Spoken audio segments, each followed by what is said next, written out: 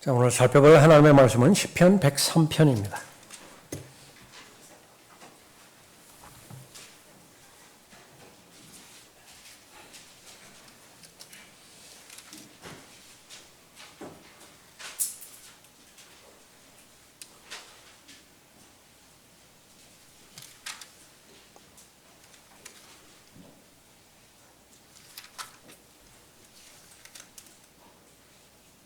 시편 103편 1절부터 5절까지 받들어 읽겠습니다.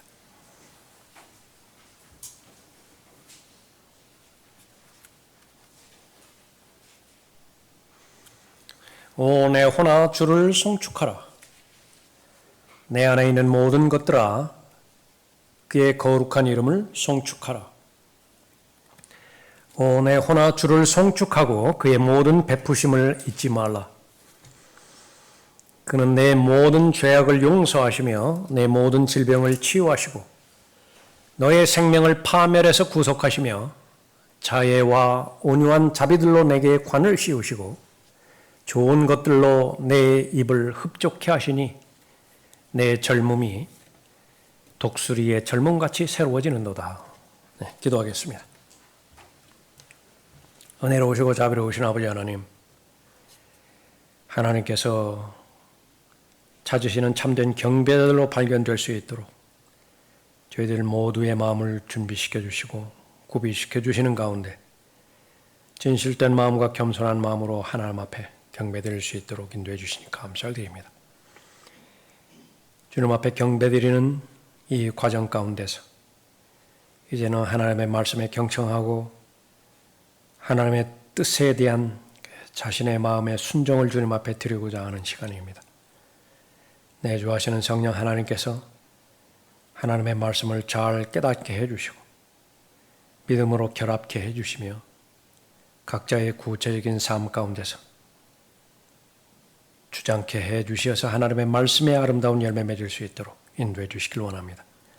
말씀을 통하여 사람이 아닌 하나님께서 주시는 위로로 위로받게 해주시고 격려와 아름다운 도전받게 해주시어서 자신의 서 있는 위치에서 올바로 나아가야 되는 하나님께서 원하시는 그 복된 방향으로 하나님께 주시는 능력으로 잘 헤쳐나갈 수 있도록 힘주시길 원합니다.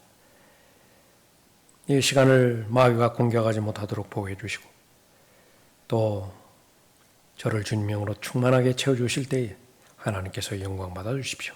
주 예수 그리스도의 이름으로 기도드렸습니다. 아멘.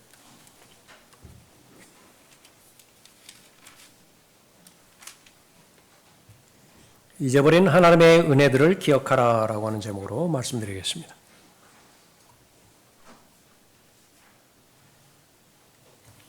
하나님께서는 모든 죄인들에게 하나님의 은혜를 베풀어 주셔서 그 은혜에 감사로 반응하는 사람들을 구원해 주십니다. 문제는 하나님 앞에 있는 것이 아니라 죄인들에게 있는 것인데 그 은혜를 너무 쉽게 잊어버린다라고 하는 사실입니다. 이것은 하나님과의 관계에서뿐만 아니라 사람들과의 관계에서도 마찬가지기에 옛날 사람들은 말을 만들어냈습니다. 은혜는 물에 새기고 원수는 돌에 새긴다라고 하는 말이죠. 자신이 받은 말 한마디로부터의 상처, 어려움, 그것은 너무 오래 기억합니다. 그 정도면 잊어버릴만 할 텐데도 너무 오래 기억해. 그러나 정작 사람들이 베풀어 주신 은혜, 자비, 그건 쉽게 잊을 뿐만 아니라요. 하나님께서 베풀어 주신 은혜 역시 마찬가지로 너무 쉽게 잊어버리는 것입니다. 하나님의 선하심과 인자하심, 하나님께서 모든 것들에 대해서 넘치도록 베풀어 주신 그 베푸심. 오늘 이 시편을 통해서 다윗은 자신에게 말하는 부분입니다. 내가 받은 것들 생각해보라. 내 몸뿐만 아니라 다윗은 왕이었으니까요. 왕의 보좌에 오르기까지 수많은 적들이 있었고 그러나 그 모든 것들에 대해서 하나님께서 넘치도록 베풀어 주셨는데 그 하나님의 베풀어 주신 은혜를 잊지 말라. 자신의 삶을 돌이켜봤더니 삶의 어려운 부분들이 그 베풀어 주신 하나님의 은혜를 잊어버림으로 생기는 부분도 상당히 많았던 부분입니다. 잊어버린다라고 하는 말은 기억에서 사라진다라고 하는 그 의미에 국한되는 것이 아니라 하나님과의 교제가 단절되어지고 하나님을 향한 마음이 떠나게 됨으로 인해서 절대로 추구해서는 안 되는 우상을 추구하게 된다라고 하는 그런 그 사실입니다. 하나님 앞에 주를 송축하라라고 말하고 있고 또 그의 거룩한 이름을 송축하라 그렇게 말하고 있는 것이죠. 무릎을 꿇고 하나님을 가장 높은 분으로 섬기라라고 그렇게 말하고 있는 것입니다. 경배를 드리는 것이고 예배를 드리는 것을 말하는 것인데 여러분이 하나님 앞에 드려지는 경배 그것은 하나님께서 이미 여러분에게 무엇인가를 주셨습니다. 무엇인가 하나님께서 먼저 베푸신 것들이 있습니다. 그 하나님의 은혜와 하나님의 베푸신 것들을 내가 기억해내고요. 그것이 하나님으로부터 왔다라고 하는 사실을 하나님 앞에 시인해 드리는 것입니다. 무엇을 여러분들을 받으셨습니까? 어떠한 은혜가 있습니까? 곰곰이 생각해 보았는데 별로 없습니까? 그러면 그 경배는 헛된 경배입니다. 이 경배 모임은 다른 어떤 모임보다도 자신의 이익이 동기가 되어지지 않은 순수한 모임입니다. 성경 공부는 배우기 위해서 모이죠. 여러 가지 다양한 모임들, 그것은 무엇인가를 얻기 위해서 모이는 것이겠죠.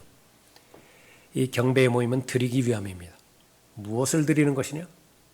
이미 베풀어 주신 것들이 있습니다. 그 부분을 하나님 앞에 드리는 것입니다. 일일이 세어보고요. 일일이 감사하고 진정으로 감사를 드리는 것이 진정한 경배인 것입니다.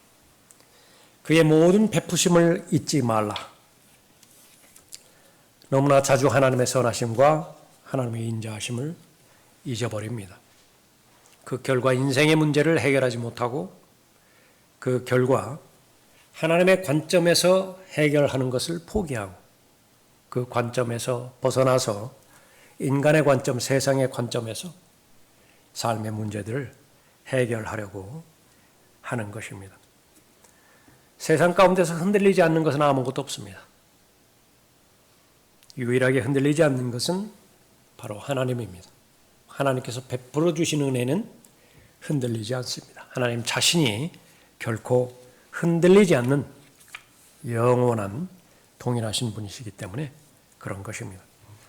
여러분은 어떤 삶의 문제 가운데 지금 어려워하고 있습니까? 문제가 없는 사람은 없겠죠.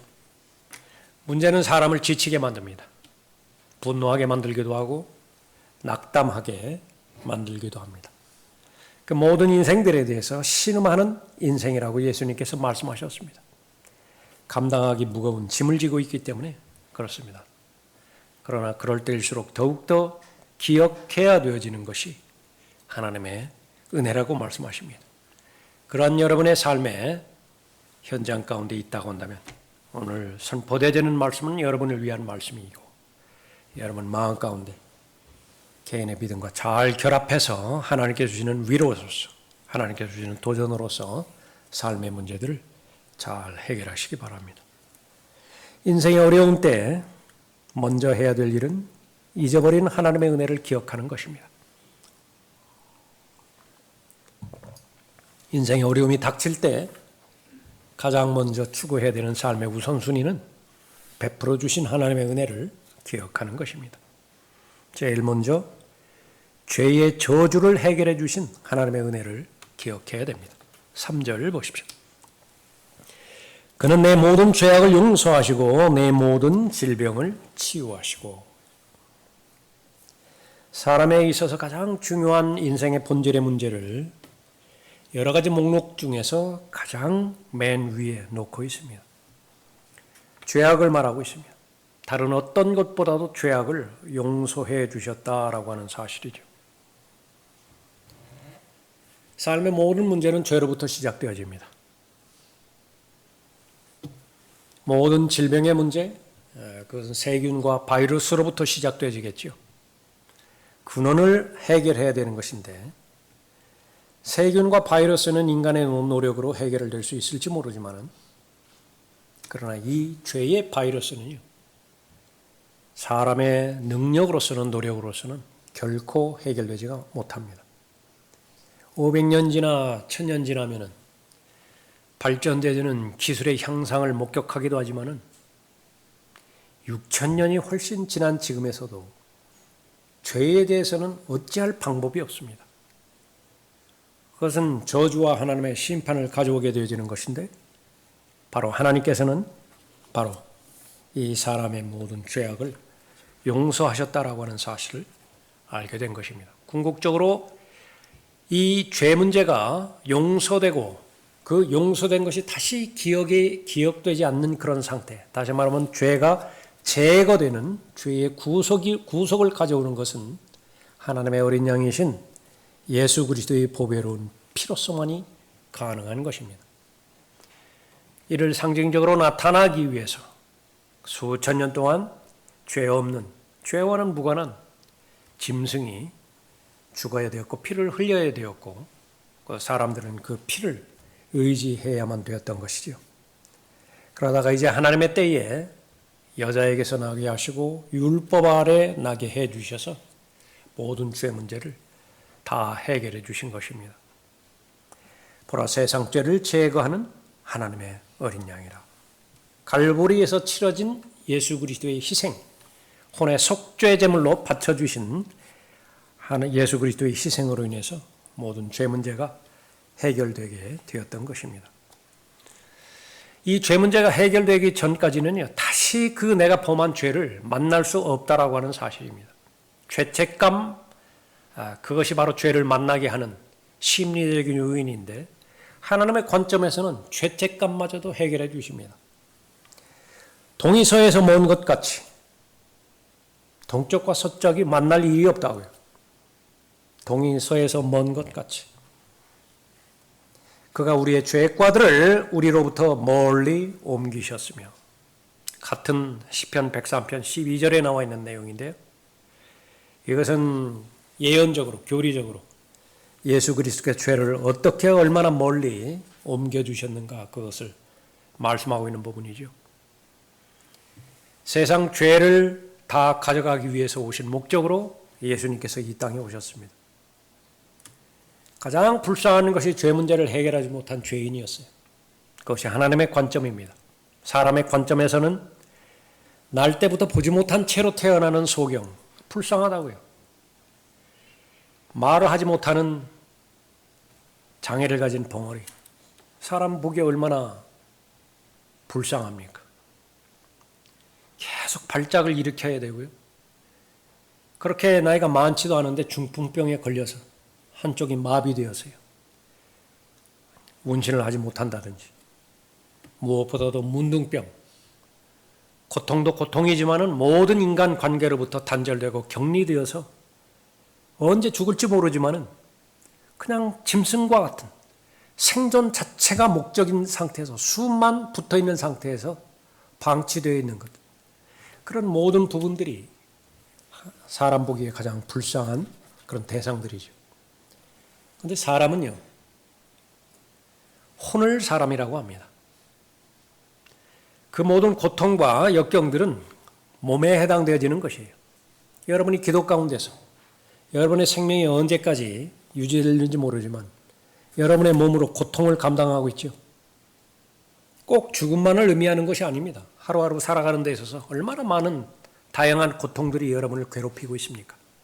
기도 가운데 하나는 그 고통을 잘 감내할 수 있도록, 극복할 수 있도록 그렇게 기도하는 것입니다. 그것은 삶을 매일매일 현실적으로 살아가는 데 필요한 기도입니다.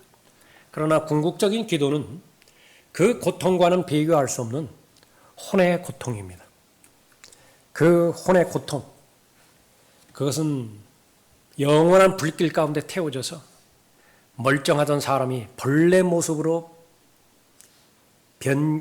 변경되어지는, 퇴보하는 그런 고통 가운데서 영원한 고통이 시작되어지는 것인데, 그 고통을 해결하지 못하고 하루하루 살아가고 그 저주의 운명을 향해서 계속 치달아가고 있는 사람들, 그 사람들을 볼 때 하나님께서는 참으로 불쌍했던 대상입니다. 사람이 온 세상을 얻고도 거기는 건강도 포함됩니다. 무병장수하고 90세를 넘어서 100살 이상 살았다 하더라도요, 세상을 얻은 거 아니에요? 자신의 혼을 잃어버린다면, 자신의 죄 문제를 해결하지 못하고 하나님의 심판을 받아서 자신의 영혼이 지옥에서 영혼을 보내게 되는 그런 운명이라고 한다면 무슨 유익이 있겠느냐? 그러나 그 한 번뿐이 없는 인생을 유익한 인생으로 바꾸기 위해서 하나님께서는 사람으로 오신 것입니다. 육체를 입고 이 땅에 오셔서 어떠한 죄인도 해결하지 못한 죽음의 문제와 죄 문제와 하나님의 심판과 지옥의 형벌의 문제를 다 해결한 것입니다. 사람을 힘들게 만들고 어렵게 만들고 저주하는 것은 죄 때문입니다. 그 죄를 내게서 가져가셔서 더 이상 나를 만날 수 없는 지하 세계에 예수 그리스도의 혼이 내려가셔서 모두 지옥에다가 그 죄를 다 부려놓으신 것입니다.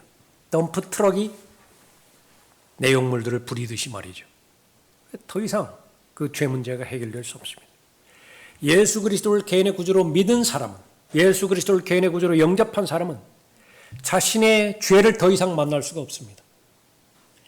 그러나 그 모든 부분들을 예수 그리스도께서 행해 주셨음에도 불구하고 예수 그리스도께서 베풀어 주신 은혜를 스스로 고의적으로 거부해버렸다라고 한다면, 그 죄에 대해서 완벽한 백신이 마련되었지만은 백신을 접종하기를 거부했어요.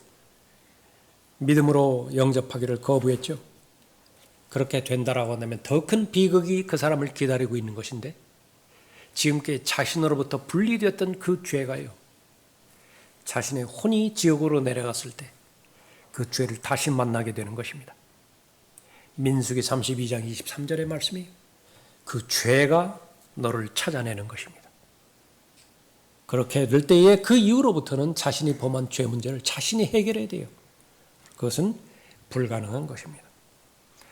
보소서 화평을 위하여 내가 큰 괴로움을 건졌사오나 주께서 나의 혼을 사랑 가운데 두시어 부패의 구렁에서 건져내셨으니, 죄는 사람을 썩게 만든다고요. 부패하게 만드는 것입니다. 악취만이 가중될 뿐이에요. 그러나 그 구렁에서 건져내셨어요. 이는 주께서 나의 모든 죄를 주의 등 뒤로 던지셨음이니라. 다시 만날 수가 없습니다. 나는 나 자신을 위하여 네 허물들을 없애는 이니 네 죄들을 기억하지 아니하리라. 이사야 43장 25절 말씀입니다. 하나님도 기억하지 않으세요. 그런데 다윗은 기억합니다. 계속 하나님께서 해결해 주셨던 죄 문제가 죄책감을 통해서 계속 자신을 괴롭히는 것입니다. 하나님께서 일방적으로 해결해 주셨음에도 불구하고 하나님의 원수인 마귀는, 여러분의 혼을 노리고 있는 마귀는요, 검사로서 그 직책과 이름이 고소자라고 말씀하고 있죠. 계속 죄 문제에 대해서 고소하고 있는 것입니다. 거룩하시고 공의로우신 재판장으로 계신 하나님 아버지께 고소하는 것입니다. 죄의 형벌의 문제가 해결됐다고 해서 죄 자체의 근원적인 문제가 다 해결되는 것은 아니죠. 하루도 얼마나 많이 범죄에 연루되어지고 고의적으로 죄를 짓게 되어지는 것입니까? 그러나 그 모든 부분들이 바로 삶의 인생을 어렵게 만드는 것 아니겠습니까? 마귀는 계속해서 하나님 앞에 고소하고요, 그 고소한 내용을 그대로 자신에게 각인시킵니다. 내가 그러고도 구원받은 그리스도인이냐고, 내가 그러고도 죽음이 찾아왔을 때에 하늘나라에 갈 확신이 있겠느냐라고. 여러분은 변호하지 못합니다. 그럴 능력도 없습니다. 왜냐하면 처음부터 끝까지 사실이기 때문에 그렇습니다. 없는 죄를 뒤집어 씌우는 고소자가 아니에요. 여러분이 상대하는 그 검사는, 그러나 정말로 하나님의 은혜 가운데서 다행스러운 것은 바로 모든 구원받은 하나님의 자녀들에게 변호인이 있다라고 하는 사실입니다. 그러나 만일 누가 죄를 지으면 우리에게 아버지와 함께 있는 한 변호인이 있으니 곧 의인이신 예수 그리스도시라. 요한일서 2장 1절 말씀이죠. 구체적인 죄를 지목할 때마다 변호인이신 주님께서는 그 모든 죄에 대해서 확인하시고 변호하시는 것입니다. 그 모든 죄들은 이미 다 해결되었더라고. 갈보리 십자가에서 예수 그리스도의 흘린 보혈을 통해서 해결해 주셨다라고 말씀하는 것입니다. 계속해서 필요한 것은 증거가 되겠죠. 증거 하나, 오른쪽 손바닥입니다. 못자국 난 거예요. 증거 둘, 왼쪽 손목입니다. 증거 3, 증거 4, 오른쪽 발목, 왼쪽 발목입니다. 증거 다섯 번째, 허리에 창자국입니다. 나는 분명하게 죄인이지만은 하나님께서 용서해 주셨습니다. 그 사실을 잊어버리지 않기를 바라는 것입니다. 오, 내 혼아, 주를 송축하라. 내 안에 있는 모든 것들아 그의 거룩한 이름을 송축하라. 죄의 저주를 해결해 주신 주님의 은혜를 기억한다라고 한다면 삶의 문제 가운데서 하나님께서 위로를 주시는 것입니다. 병행해서 모든 질병을 치유하시는 하나님이신 것을 우리가 볼 수 있습니다. 내 모든 질병을 치유하시고 말씀하고 있죠. 사람의 질을 떨어뜨리는 것은 바로 질병입니다. 수많은 병들입니다. 시간이 지나면 지날수록, 기술이 발전하면 발전할수록 죄의 목록은 더 늘어나기만 하죠. 그 역시 모두가 다 죄의 원인입니다. 그런데 그것을 더 힘들게 만드는 것은 바로 사람의 마음과 생각입니다. 마음의 의욕과 마음의 열정을 꺾어버리는 혼에 대한 낙심입니다. 얼마나 많은 욕심이 자신의 삶을 파괴시키고 있습니까? 얼마나 많은 다른 사람을 향한 미움과 탐욕, 질투, 스스로 우울감에 빠지는 자업자득, 스스로 스트레스를 부여해서 그 희생자가 되어지는 두려움과 죄책감, 의심, 그런 모든 것들이 자신을 짓누르고 있는 것입니다. 그러한 가운데서 바로 주를 송축하라라고 다윗은 자신에게 말하고 있습니다. 자신에게는 해결책이 없어요. 자신은 군대에도 있고, 자신에게는 물질적인 부도 있고, 자신에게는 높은 권세, 왕의 보좌도 있지만 그런 것들이 자신의 마음의 어려움을, 자신의 구체적인 육체의 질병을 해결해 주지 못하는 것입니다. 성경에서는 하나님의 은혜를 구하라고 계속해서 촉구하고 있지요. 여러분 가운데 질병이 있습니까? 구하십시오. 제일 우선적으로 구하십시오. 병원에 다니기 전에, 약을 복용하기 전에 하나님 앞에 간구하십시오. 이제 예수 그리스도께서 지상으로 재림하셔서 이 땅에 천년왕국이 벌어지면 이제는 여러분들에 관한 죄에 관한 질병, 또 죄에 대한 어려움, 그것은 더 이상 만나지 않는 것입니다. 온전한 치유가 이루어져 있고 온전한 질병에 대한 해결책이 그때는 이루어지기 때문에 그렇습니다. 그러나 그때까지, 여러분이 휴거되기 전까지 여러분의 질병에 대해서는 하나님의 뜻에 달려 있습니다. 하나님께서 허락하시면 여러분의 질병을 치유하실 거예요. 그러나 하나님의 뜻이 아니라고 한다면 그 질병을 안고 계속해서 가는 동안에 더 큰 하나님의 은혜가, 더 큰 하나님의 기쁜 뜻이, 여러분을 향한 하나님의 선한 일이 거기에 예비되고 있는 것입니다. 그것을 깨닫고 그 하나님의 은혜에 의지해서 나아가게 되어지는 것입니다. 주님은 의사 중에 의사라고 말씀하십니다. 치유하지 못할, 진단이 확인되지 않을 그런 질병은 없는 것입니다. 그 원인과 또 그 동기가 발견되어질 때에 바로 여러분의 모든 질병은 다 해결될 수 있다라고 하는 사실입니다. 온 애호나 주를 송축하라. 내 안에 있는 모든 것들아 그의 거룩한 이름을 송축하라. 인생에 왜 어려운 문제가 없겠습니까? 어려운 문제로부터 해결되는 사람은 아무도 없습니다. 하나님의 말씀 가운데서 여러분에게 권면하는 도전의 말씀은 제일 먼저 하나님의 은혜들을 기억하라고 말씀하고 있습니다. 그 하나님의 은혜는 무엇입니까? 잊어버린 하나님의 은혜예요. 분명히 나에게 베풀어 주신 은혜라고요. 그 은혜는 나에게 계속해서 역사해야 됩니다. 죄 문제를 해결해 주신 그 하나님의 은혜의 능력이 과거에만 예수 그리스도를 개인의 구주로 영접할 때에만 효력을 발휘하는 것이 아니라 매일매일 지금 이 순간에 이르기까지, 더 나아가서 우리가 들림받아 올라갈 그때까지 죄의 효력이 효과적으로 역사해야 되듯이 하나님께서 베풀어 주신 은혜는 단번에 받은 그때에만 역사하는 것이 아니라 오늘 이 시간에도 계속해서 역사해야 되는 것입니다.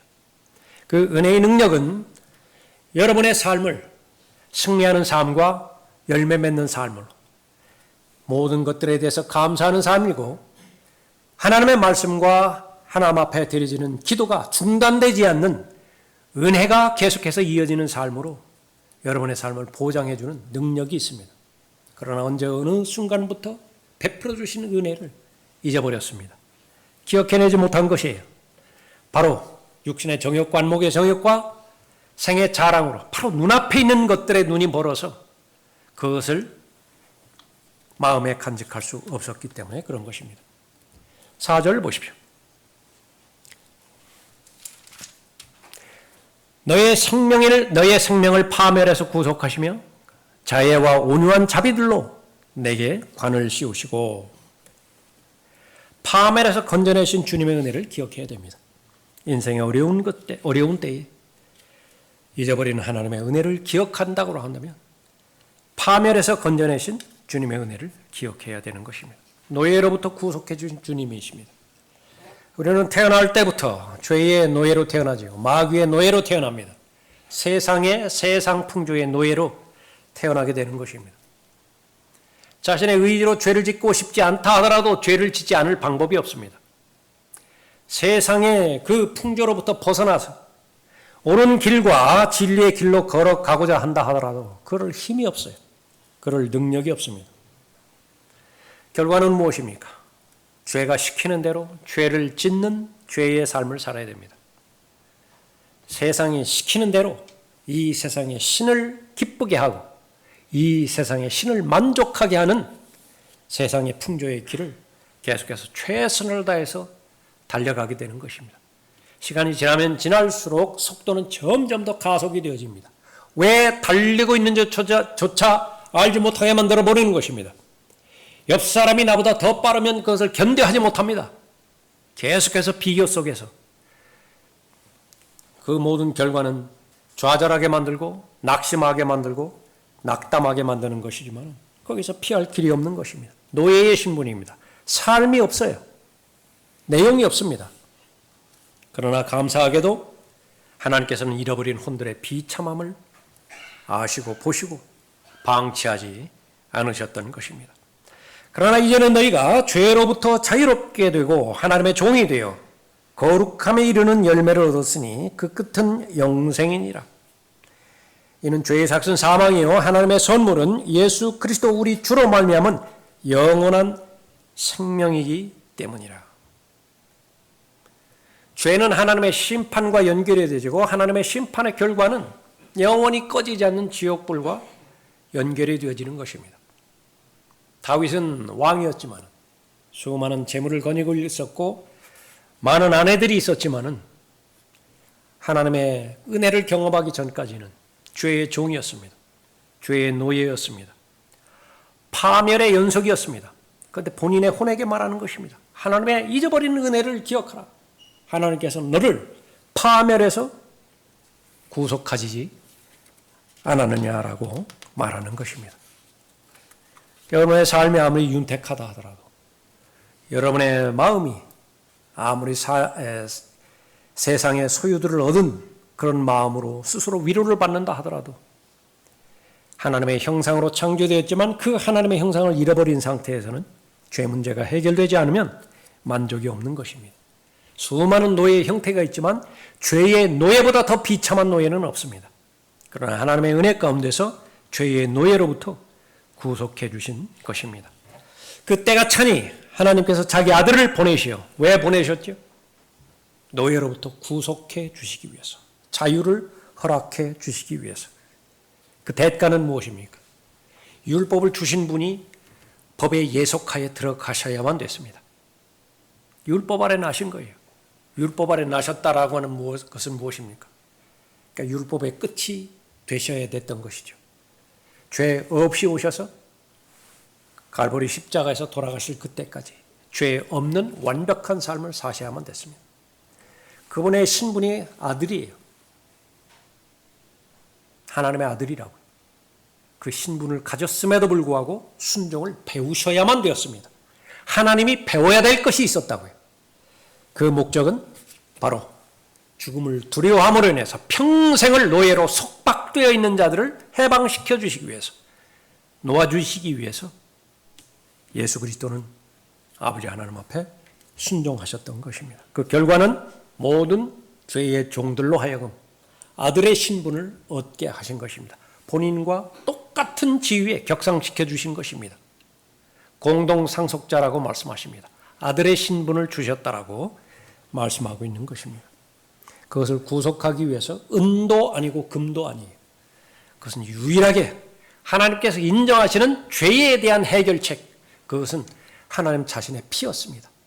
하나님 자신의 피가 흘려지게 한 것이 갈보리 십자가의 구속의 역사였던 것입니다. 너희는 마지막 때에 나타내려고 예비하신 구원을 얻기 위하여 믿음으로 말미암아 하나님의 능력으로 보호받고 있느니라. 그 결과 아들로서 관을 씌워주셨다 말씀하시죠. 자애와 온유한 자비들로 내게 관을 씌우시고, 왕이 사랑하는 아들에게 왕국의 모든 권세와 영광을 넘길 때에 관을 씌워주는 것입니다. 똑같은 이치로서 만왕의 왕이시고 만주해 주신 하나님께서 하나님의 자녀들에게 하나님의 자비를 넘치도록 받은, 하나님의 베푸심을 넘치도록 받은 자들에게 관을 씌워주시는 것입니다. 그 관의 특징은 자애와 온유한 자비들이라 말씀하고 있는 것입니다. 자애와 자비가 필요 없는 사람은 아무도 없습니다. 어린아이 시절 누구나 다 겪지요. 얼마나 많이 울죠.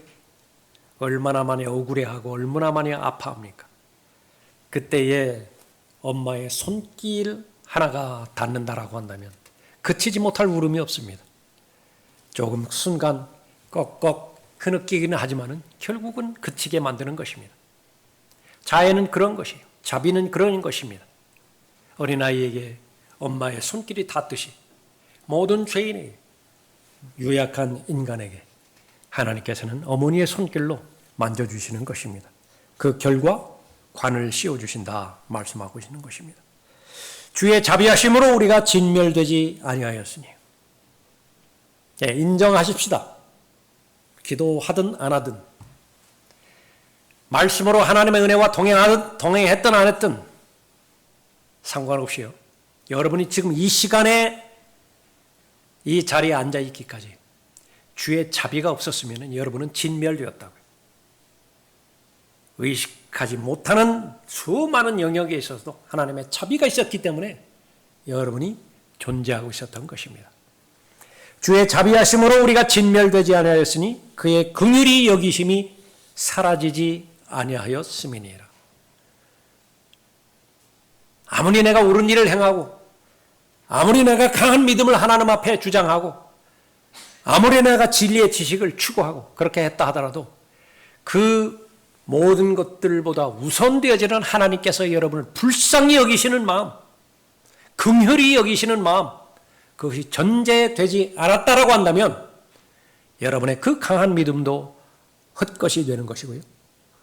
여러분의 올바른 길을 가고자 하는 여러분의 그 결심과 여러분의 의욕도 다 헛것이 되어지는 것입니다.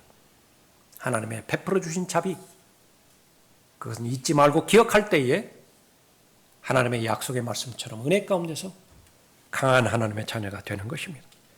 주의 자비하심으로 우리가 진멸되지 아니하였으니 그의 긍휼히 여기심이 사라지지 아니하였습니다.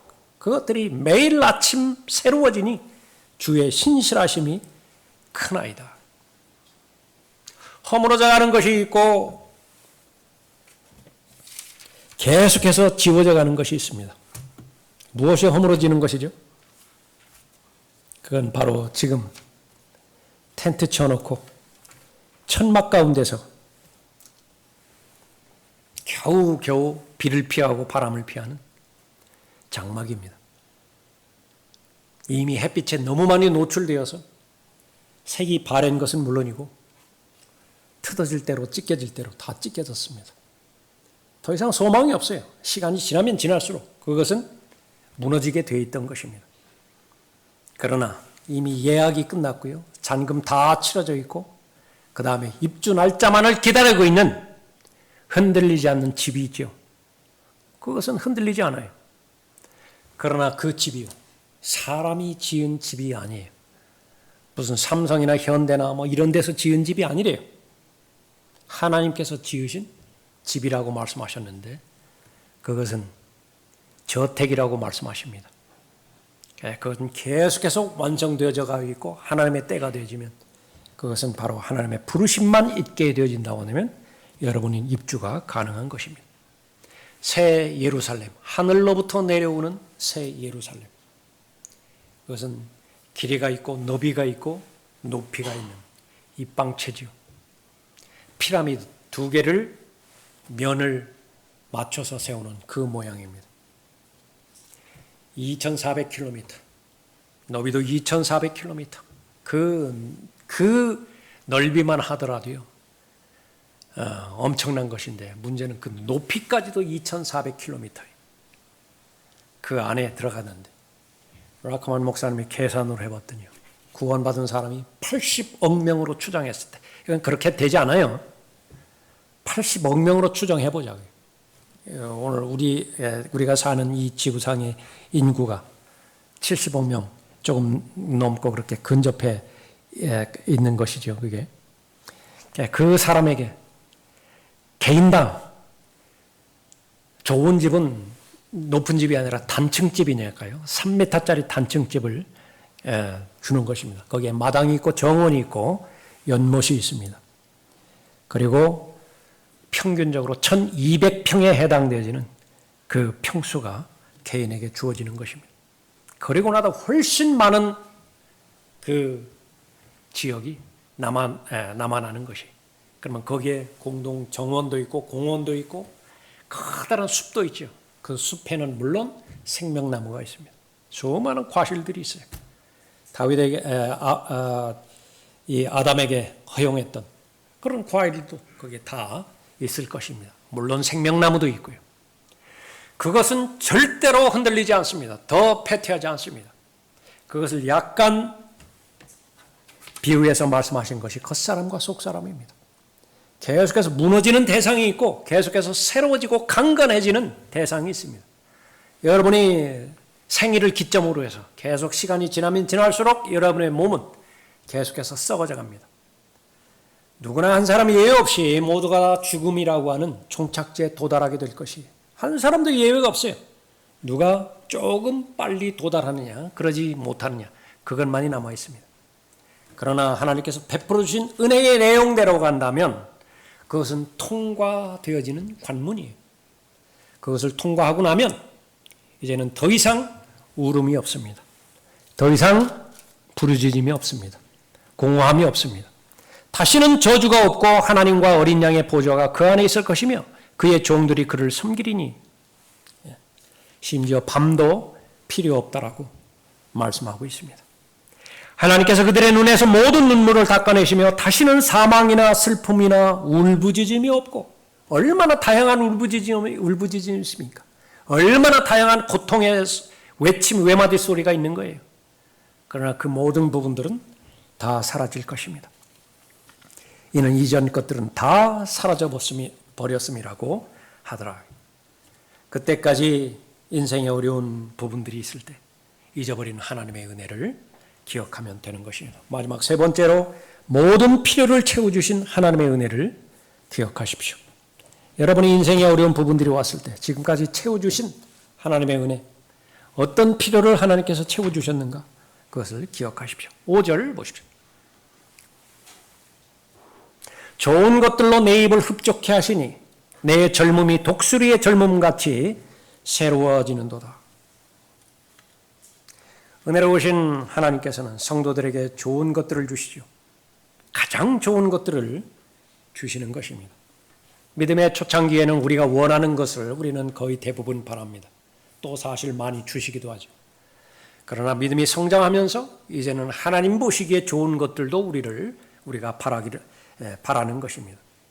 예수 그리스도를 통하여 무엇이 가장 풍요롭게 만드는 것이고 무엇이 가장 가치 있게 만드는 것인지 이미 알고 계시는 하나님께서 그 모든 것들을 다 주신 것입니다. 여러분이 먹을 것과 입을 것, 또 여러분이 머무르는 집들, 지금까지 살아왔던 의식주, 그것만 한번 생각해 보십시오. 얼마나 많은 음식들을 잡수셨어요? 다 하나님께서 주신 것들입니다. 여름이면 여름대로, 겨울이면 겨울대로. 옷이 없어서 고통당한 적이 있습니까? 실제로는 거의 없으실 거예요. 많은 필요들, 몸의 필요뿐만 아니라 여러분의 마음을 이루고 있는 혼의 필요도, 사람이요 감당할 수 없는 스트레스 때문에 자신의 극단적인 결정을 하는 것입니다. 한 번쯤은, 그러니까 두 번도 좀 많아요. 한 번쯤은 그 언저리까지 가보는 것이 필요해요. 그러면 자살할 힘이 없으면 그 힘으로 인생을 살아보지, 이 말 안 한다고요. 그 언저리까지 가보지 못한 사람이기 때문에 그 말을 하는 거예요. 그냥 무책임하게 툭툭 던져보는 것입니다. 예. 그러나 한번 하나님께서 그 자비를 한번 걷어가 보실까요? 하나님께서 살 수 있는 그 능력을, 그 마땅히 필요한 필요를 하나님께서 걷어가 보실까요? 과연 몇 사람이나 강인한 자신의 의지력으로 그 삶의 절망을 계속 딛고 극복하고 내일을 향해서 나아갈 수 있겠습니까? 여러분들은 인정하든 인정하지 않든 그런 삶의 모든 필요를 하나님께서 공급해 주신 것입니다. 삶을 살아갈 수 있는 힘을 주신 것이고요. 무엇보다도 하나님께서 보실 때 인생에 있어서 가장 필요한 것들, 그것은 바로 예수 그리스도를 통하여 주신 것입니다. 그러나 나의 하나님께서 그리스도 예수를 통하여 영광 가운데서 그의 풍요함을 따라 너희의 모든 필요를 채워주실 것이라. 여러분은 영이잖아요. 하나님도 영이시죠. 마귀도 영이시죠. 여러분은 영이라고요. 영의 모든 필요를 한 영이신 하나님께서 여러분에게 채워주셨는데 주와 합하는 자는 한 영이니라. 하나님과 동격을 이루게 해주셨어요. 지혜와 계시의 영을 가지고 계신 분이 성령 하나님이신데 거룩하신 영이고 진리의 영이신데요. 똑같이 거듭난 영에 대해서 지혜와 계시의 영, 그것을 받을 수 있는 동일한 영으로 재창조해 주신 것입니다. 거듭나게 해 주신 것이에요. 여러분이 구원받았을 때에 여러분의 영은 거듭나게 된 것이고 여러분의 혼은 지옥으로부터 구원받게 된 것이죠. 그 이후로 하나님의 필요를 예수 그리스도를 통하여 공급해 주시는 것입니다. 그 영원한 생명에는 힘이 포함되어 있습니다. 힘이 없는 생명, 아쉽죠? 한계가 있죠. 내 젊음이 독수리의 젊음같이 새로워지는도다. 잊어버리는 하나님의 은혜를 다시 기억할 수만 있다라고 한다면 아무리 어려운 역경과 절망 가운데서라도요 일어설 수 있는 힘을 얻을 수 있다라고 하나님께서 말씀하고 있는 것입니다.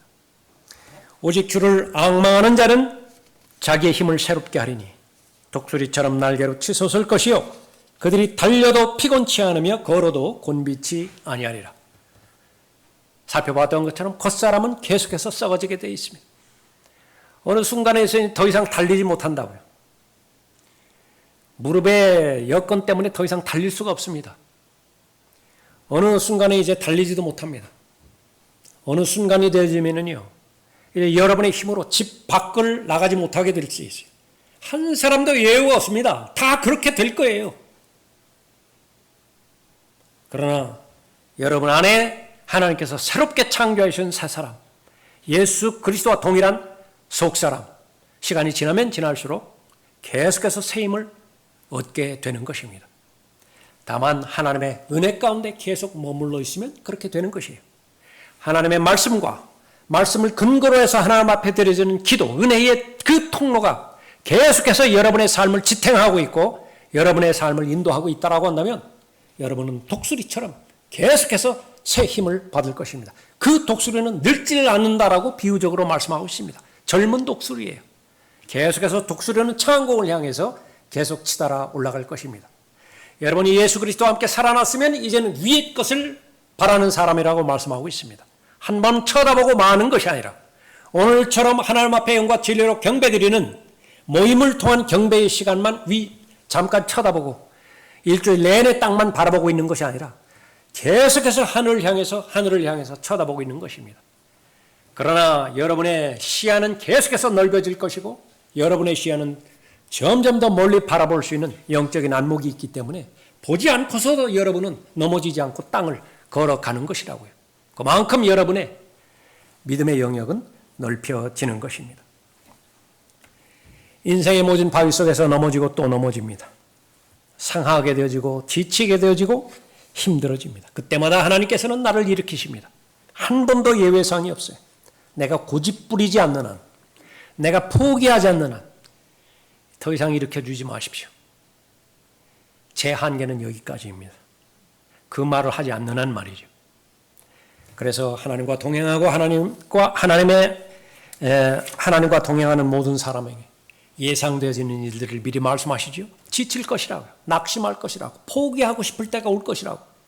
그러나 그때 다시 한 번 더 셋째 하늘을 바라보고 독수리를 생각하라고, 젊은 독수리처럼 새 힘을 계속해서 얻을 것이라고 말씀하고 있는 것입니다. 하나님께서는 위대한 은혜 가운데서 하나님의 자상하심 가운데서 여러분이 상상하지 못할 은혜를, 자비를 베풀어 주셨습니다. 사실입니다. 그것을 기억할 수도 있지만 상당히 많은 부분은 너무나 자주 그가 베풀어 주신 하나님의 은혜를 잊어버릴 때가 있습니다. 그러나 하나님의 은혜는 잊어버리면 하나님의 능력을 소유할 수가 없습니다. 그럴 때마다 혹은 그런 하나님의 은혜를 기억하게 할 목적에서라도 여러분을 삶의 어려움 가운데 걸어가게 하실 수도 있습니다. 삶에 문제가 없는 사람은 없습니다. 그 원인은 다양합니다. 그 가운데서 혹 하나님의 은혜를 잊어버림으로 인해서 삶의 어려움에 봉착해 있다고 한다면 가장 먼저 여러분이 해야 될 일은 잊어버린 하나님의 베풀어 주신 은혜, 다양한 하나님의 베푸심을 기억하는 것입니다. 그럴 때에 여러분을 어렵게 만들고 여러분을 힘들게 만드는 여러분 스스로의 자아, 옛사람 극복할 수 있습니다. 그 겉사람을 통해서 계속해서 강화할 만한 무기로 여러분을 공격하고 있는 마귀와 사탄의 공격들, 그것을 극복하고 승리할 수 있는 것입니다. 오, 내 혼아 주를 송축하라. 1절 말씀이죠. 오, 내 혼아 주를 송축하라. 그러니까 여러분의 삶의 모토가 됨으로 인해서 얼마만큼 베풀어 주신 그 하나님에 대해서 감사하고 그 복들을 하나님의 은혜 가운데 시인하고 또 선포하고 주장해야 되는지 여러분의 마음 가운데 잘 결합하시기를 바랍니다. 여러분의 삶의 문제가 오늘 본문 말씀을 통해서 하나님의 은혜의 능력으로 모두가 다 해결되기를 바랍니다. 기도하겠습니다. 아버지 하나님, 예수 그리스도의 보혈의 공로로 말미암아 구원받은 하나님의 자녀들이 오늘 이 시간에 이르기까지 하나님께서 베풀어 주시는 은혜와 자비하신 가운데서 최상의 삶을 잘 살 수 있도록 인도하여 주시었습니다. 하나님께서는 하나님의 자녀들이 하나님의 아들이신 예수 그리스도의 형상과 일치되어지게 하는 것이 하나님의 뜻이기도 합니다. 그러나 저희들은 계속해서 하나님의 베풀어 주시는 은혜를 잊을 때가 많이 있습니다. 그러나 얼마나 유약하고 연약한 존재인지 주님께서 잘 알고 계십니다. 저희들이 다시 한번 주님께서 부여해 주시는 힘을 얻음으로 인해서 마음의 위로를 받게 해주시고 아름다운 도전을 받게 해주시어서 궁극적으로 마땅히 주님과 동행하고 그 결과 하늘을 바라보며 걸어가야 되는 하나님의 구원의 목적을 계속해서 실현케 함으로 인해서 하나님의 뜻에 모두가 다 부합되어지는 복된 생애가 될 수 있도록 복 주시기를 간구를 드립니다. 질병으로 인해서 어려움 당하고 있는 지체들이 있습니까? 기도하게 해주시고 기도에 위로로 응답하게 해주십시오. 극복할 수 있는 더 큰 하나님의 능력으로 구비시켜 주십시오. 진로에 대해서 마음의 근심과 또 어려움을 주님 앞에 토로하고 있는 지체들이 있습니까? 또 사람과의 관계 가운데서 또 다양한 삶의 문제로 인해서 어려움을 토로하고 있는 지체들이 있습니까? 무엇을 간구하든지 하나님께서 경청해 주시고 응답해 주시길 간구를 드립니다. 주 예수 그리스도 이름으로 기도드렸습니다.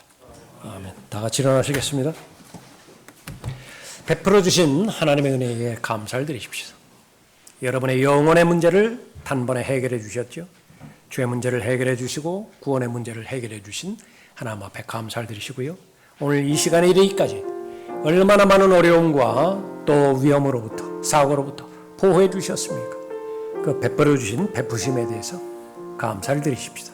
무엇보다도 여러분의 마음의 변화를 허락해 주셔서 하나님의 뜻을 귀히 여기고 또 그 하나님의 뜻을 실행하고자 하는 아름다운 마음도 하나님께서 허락해 주셨죠.